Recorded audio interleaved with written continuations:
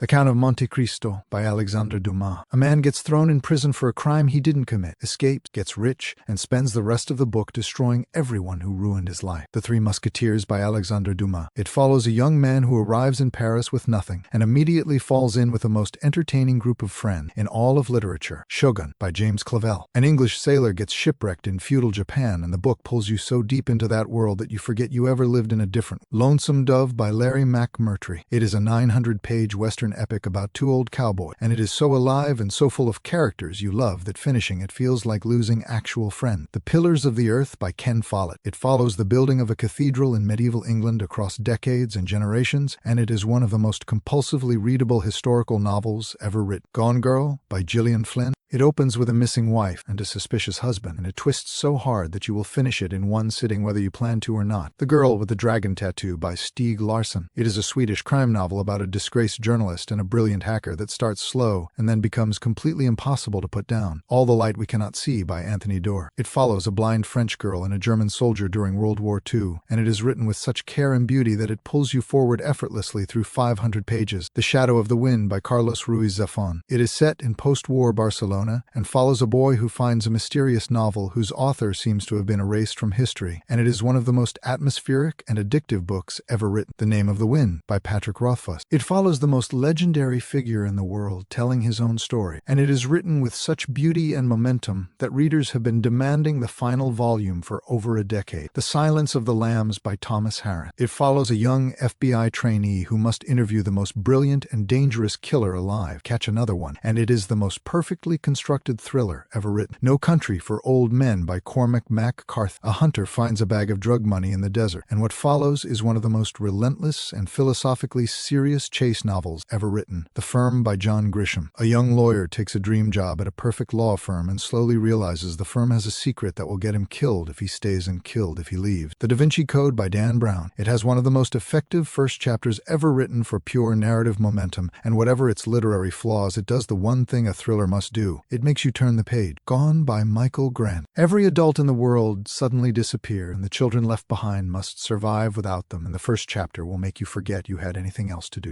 The Girl on the Train by Paula Hawkins. It follows a woman who watches the same couple from a commuter train every morning until the day she witnesses something she was not supposed to see. The Bourne Identity by Robert Ludlum. A man is pulled from the ocean with no memory and multiple bullet wounds, and within 20 pages you are completely committed to finding out who he is. I Am Pilgrim by Terry Hayes. It is a debut thriller about a retired intelligence operative pulled back in to stop a bioterrorist attack, and it is one of the most technically accomplished and addictive espionage novels of the last decade. The Spy Who Came In From the Cold by John le Carré. It is the greatest spy novel ever written, and it works as a gripping thriller and a serious moral examination of what institutions ask people to sacrifice in the name of ideology. Red Dragon by Thomas Harris. It is the first Hannibal Lecter novel, and it introduces one of the most terrifying villains in fiction through one of the most meticulously constructed crime narratives ever written. The Lord of the Rings by J.R.R. Tolkien. It is the greatest world ever built in fiction, and the moment you step into it, you will understand why millions of people have read it multiple times and still go back. Dune by Frank Herbert. It is one of the greatest novels ever written in any genre, and its world is so complete and so complex that the first read is just orientation for everything that follows. The Way of Kings by Brandon Sanderson. It opens with one of the finest first chapters in fantasy fiction and builds a world of such depth and ambition that by the end, you will immediately start the next volume. The Lies of Locke Lamora by Scott Lynch. It is a heist story set in a fantasy city, and it is so funny, so clever, and so emotionally devastating that it converts more non-fantasy readers than almost any other book in the genre. A Wizard of Earthsea by Ursula K. Le Guin. It is short, perfect, and written with such clarity and depth that it works on a 9-year-old and a 40-year-old in completely different ways simultaneously. The Night Circus by Aaron Morgenstern. It describes a black and white circus that only appears at night with such sensory precision that you feel cold and smell popcorn while reading it. The Final Empire by Brandon Sanderson. It follows a teenage girl from the ash-covered slums recruited into a crew planning to overthrow an immortal god emperor, and it has one of the most satisfying magic systems ever conceived. American Gods by Neil Gaiman. It follows an ex-convict drawn into a war between old gods and new gods across the American landscape, and it is melancholy, strange, and completely impossible to forget. The Assassin's Apprentice by Robin Hobb. It follows a royal bastard trained as an assassin with such such psychological depth and emotional honesty that it reads more like literary fiction than fantasy. The First Law by Joe Abercrombie. It starts as a standard fantasy quest and then slowly, methodically dismantles every expectation you built in the first 100 pages and replaces them with something far more interesting. Into the Wild by Jon Krakauer. It is the true story of a young man who gave away everything he owned and walked into the Alaskan wilderness alone, and it will make you question every safe choice you have ever made. Into Thin Air by Jon Krakauer. It is a first-hand account of the deadliest disaster in Everest history, and it is so visceral and so immediate that you feel the cold and the altitude through the pages. Papillon by Henri Charrière. It is the true story of a man sentenced to a brutal penal colony who refused to stop escaping, and it is one of the most relentless and extraordinary human survival stories ever written. The Revenant by Michael Punke. A frontiersman is left for dead after a bear attack and crawls hundreds of miles through the wilderness for revenge, and the book is every bit as relentless as the journey it described. Unbroken by Laura Hillenbrand. It follows an Olympic athlete who survives a plane crash over the Pacific, drifts for 47 days on a raft, and then spends years in Japanese POW camps, and it is one of the most extraordinary true stories ever told. The Martian by Andy Weir. An astronaut is left for dead on Mars and has to science his way to survival using nothing but his own intelligence, and the voice of the narrator is so funny and alive that the danger feels real.